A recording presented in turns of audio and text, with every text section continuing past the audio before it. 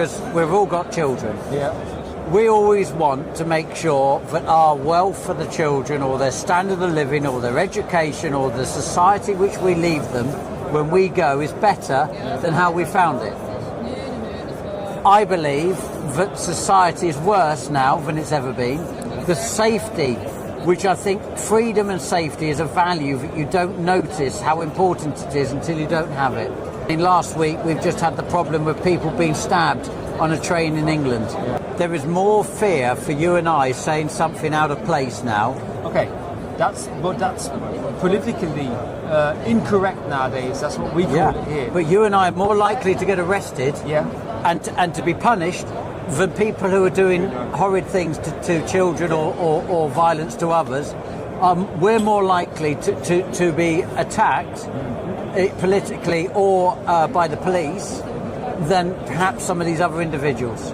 That's almost the same in Germany, but in UK, I heard 30 people per day get arrested for saying things online. I mean, this is out of control. So there are police turning up on doorsteps of people, either reprimanding them or they are actually arresting them. And there's even that young girl that got put in jail for putting a tweet out there, which was a pretty harmless tweet. We've had 20 plus years of struggling, and it doesn't seem to end. I think about this almost every day, what you said there. Problems could be solved overnight. Oh, easy. Trevor Tyrrell's asking me why I got this bloody badge on, but you've got the same. Talk about it. Yeah. Because the Germans don't understand it. But it's not actually about Germany or UK, it's just about remembrance, exactly. Regardless of who they might be. It's about, but whatever, there's always a winner or a loser, isn't there? And people go for various reasons, but it's about, as much as anything, it's about respect, about having respect for people who give their lives to something that at the time we believed in. Yeah. I mean, I'm ex-military, so I really feel for people, for the families who lost somebody, who fought for... My stepfather was German. Really? Yeah. He came from a place called Sigmaringen. Is that the south? Was that South Germany? The Russians came there. Okay, so it's probably Poland now. And it was brutal. No, I think it's still in Germany. Sigmaringen. I'm sure that's right. No. Anyway, he went off to... His father was in Rommel's army and was shot. And when they sent his papers back, his private possessions, the bullet went through all his photos and his paperwork, and they got it back with a hole in. Crazy. Yeah. Sad, eh? War's hell, and we don't want war. That's why we have to do everything I think the reality is, Anthony, it's reality. You think we're heading to war? No, I think that human beings, we are conflict animals. We are tribal. We are into conflict. It's how we resolve things, as we talked about when we were younger. We brought to film this. Are you filming? Oh, great. Sorry. Yeah. No, it's good. The very nature of it, when we talked about when we were younger, as we're the same age, we would go to the pub, wouldn't we, the bars, and if you bumped into somebody in the wrong way or you misbehaved, you were going to end up getting bashed somehow. And so what you learnt to do is not to go and bump into people or not to go and start a fight because you knew the end result. Well, now as a result, we are a conflict species, aren't we? But, if you and I wanted to cause a problem, we know we could go start it here, couldn't we? It's just the reality of... And I think to say that we're going to have a time of no war, I think it's like a melting pot. I think people simmer down, they get control, but eventually there's an eruption. We've got generations of it. Unfortunately, yes. One thing you just said that really stroked me because I think the same. The most I want or I'm missing or lacking is safety. Yeah. The structure of safety is eroding. Is that the right word? Because the role is, I believe, because we've all got children. We always want to make sure that our wealth for the children, or their standard of living, or their education, or the society which we leave them when we go is better than how we found it. I believe that society is worse now than it's ever been. The safety, which I think freedom and safety is a value that you don't notice how important it is until you don't have it. And wealth is one thing, but safety of people not being in fear of being attacked. I mean, last week we've just had the problem of people being stabbed on a train in England in an environment that you wouldn't think would happen because somebody's got on board with the notion to do that. And there isn't the level of security or controls to prevent it. And people are trapped in an environment or a vehicle that they can't get out of because you can't just stop it. You can't open the door. So the net result is there's nowhere to hide. Pretty shocking, those scenes yesterday. Truth is, Britain's lost control of its borders over the last 5 years. Has society really got worse? Yes, because I think that, oddly, there is more fear for you and I saying something out of place now. Okay, that's politically incorrect nowadays. That's what we call it here. But you and I are more likely to get arrested and to be punished than people who are doing horrid things to children or violence to others.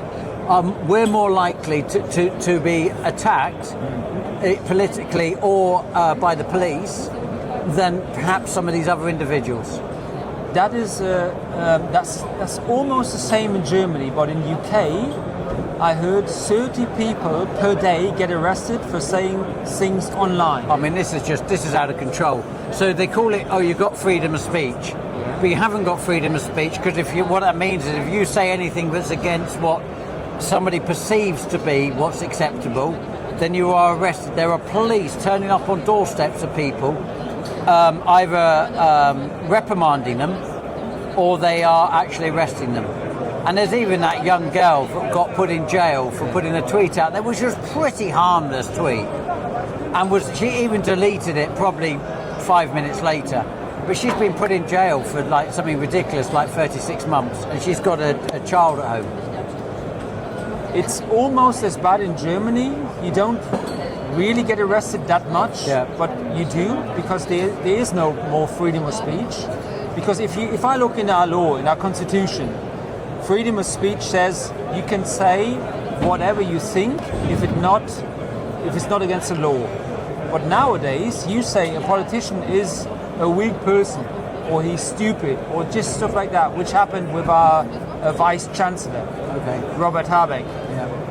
The police knocked at the door at 6 o'clock in the morning and arrested people for saying he's stupid. Right. It was even on 60 Minutes. In the United States, a lot of people look at this and say this is restricting free speech. It's a threat to democracy. Free speech needs boundaries. And in the case of Germany, these boundaries are part of our constitution. Without boundaries, a very small group of people can rely on endless freedom to say anything that they want. Freedom of speech needs boundaries. And I said, "Whoa, it can't. How stupid can that be? You either have freedom of speech or you don't have. It might offend you. You don't have to like it." It's an interesting point, but I think society had a better control before of how people behaved and what people said. And I think that we've lost a level of respect, which now happens. If people are more likely to write something unkind and send it on social media, but if they stood in front of you, they're very unlikely to actually say it. Yeah, exactly. So we're now in a time where I think that there are levels of society controls which potentially aren't being adhered to, because if you live in a small community and you start saying horrible things about people, eventually it backfires, doesn't it? So you don't do it.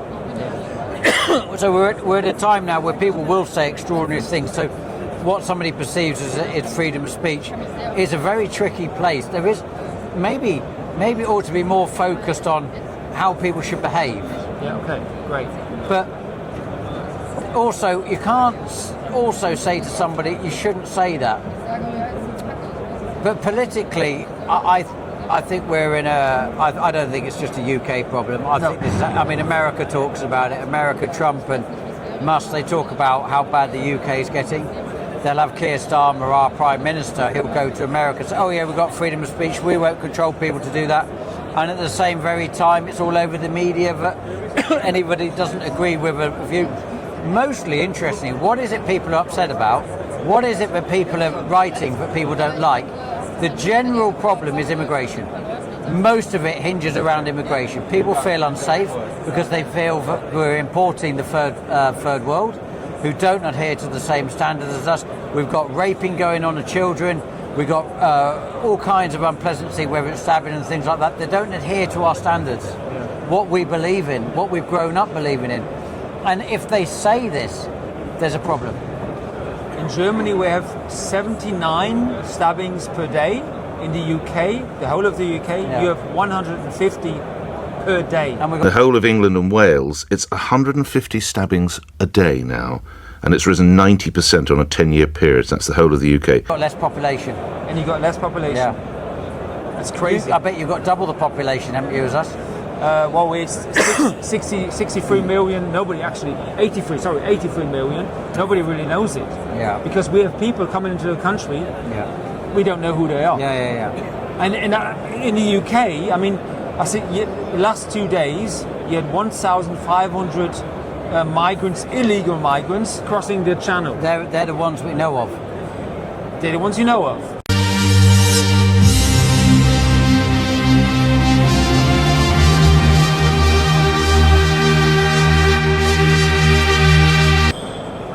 Now we are in Germany now at the world biggest farming fair, right? Yeah. You were able to stop the Wehrmacht Yeah.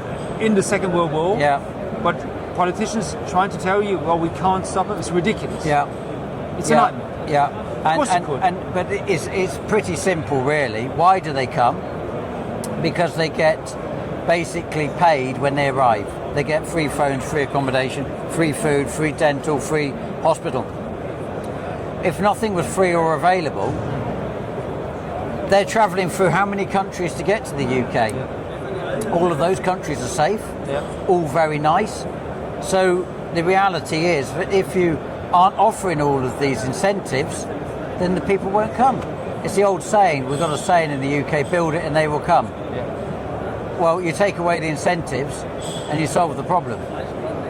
We in Germany, official numbers, have way over 1 million people from Syria, 850,000 people from Afghanistan here. Yeah. Our foreign minister was in Syria last week and he looked at the devastation and said, well, we can't send the people back here now.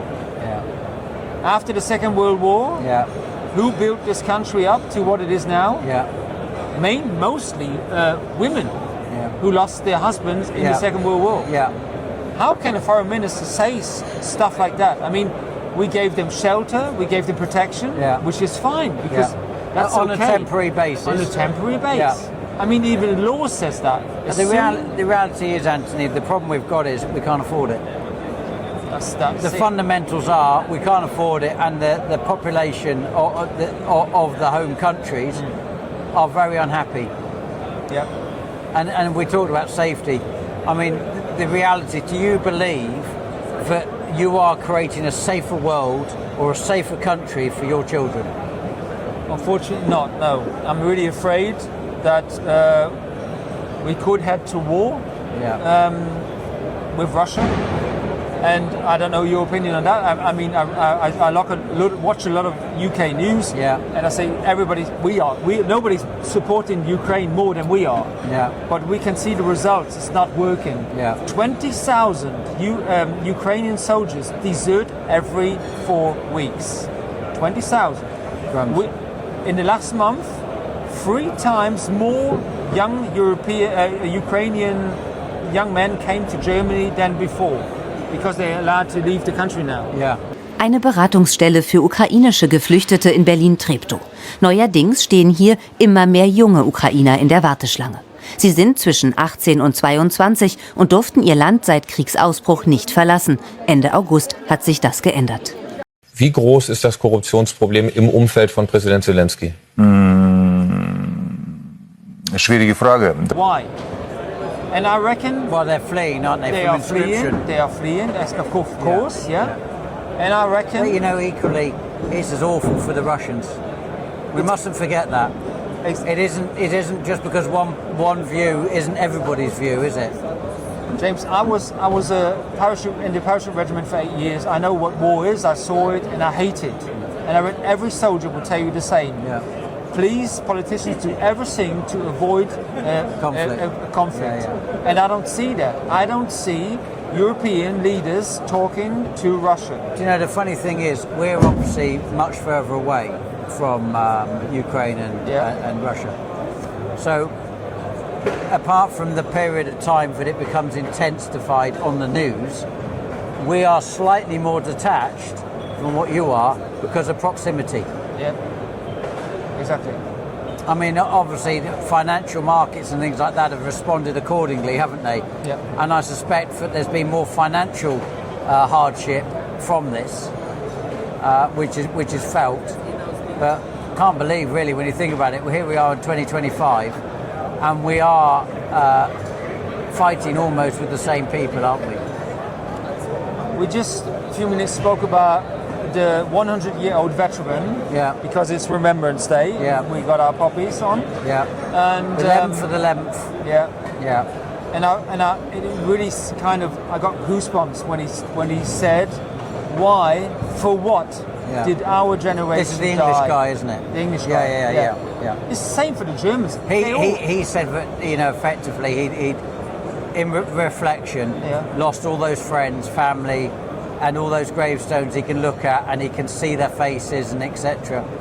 And looking back, if looking at how the country, the UK, is today, he said it wasn't worth it. That's a terrible thing, isn't it? breaks your heart. Oh. It does. Really But does. the reality is, there's people say, what does he mean by that? But we all know exactly what he means course by we it. do. It's not like it's you know, none of us understand. We all understand. It's just that some people have the bravery to stand up and say, Yeah. I'm not happy Yeah. of the place that we're in.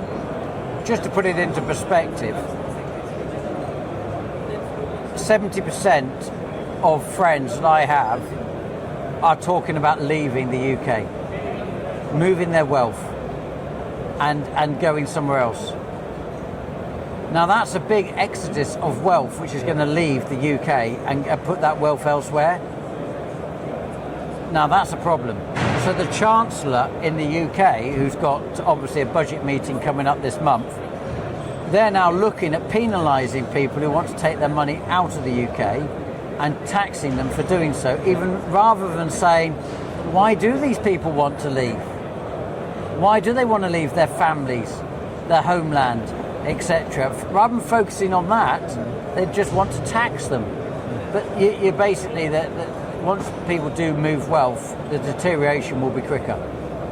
In Germany, it's impossible to move your wealth because you get taxed that much that nobody will do it anymore. So Is that we right? we are way ahead of Oh, you how in the interesting. UK. Yeah, it's a nightmare. So I need to get out quick. If you're invested in Germany, you need to get out quick. No, if I'm leaving, I'm not going to Europe. I'm going to a warm climate. I like the sun. Yeah, I I'm do. definitely not going where it's cold. Yeah.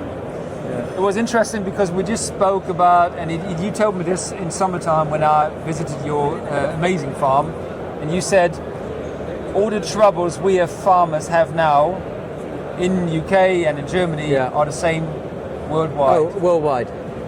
And you said one thing, I don't know if you want to say it again, because it really, I was thinking about this almost every day, what you said there. Problems could be solved overnight. Oh, easy. It doesn't matter where you go in the world or whether you meet up somewhere like here and you get farmer from any country. It doesn't seem to matter where. I've never found anybody anywhere that hasn't shared the same opinion in farming. The commodity price is too low. They get weather events that determine the yield. They're struggling. We've had 20 plus years of struggling and it doesn't seem to end.